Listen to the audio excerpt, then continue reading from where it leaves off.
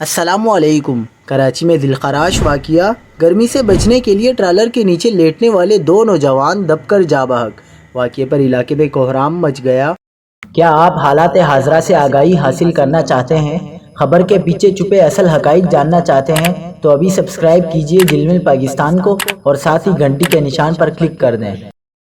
آپ کو بتاتے چلیں کہ لانڈی اسپتال چورنگی کے قریب معروف ٹائر کمپنی کے سامنے ٹرالر کی زد میں آ کر دو نوجوان جاں بحق ہو گئے۔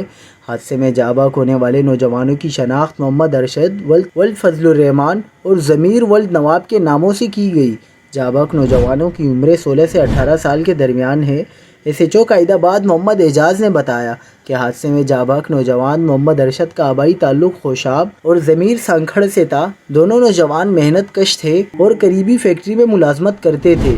ایس ایچ او نے بتایا کہ حادثے میں جاں بحق ہونے والے دونوں نوجوان گرمی سے بچنے کے لیے ٹرالر کے نیچے لیٹ گئے، جہاں ان کی آنکھ لگ گئی اور وہ سو گئے۔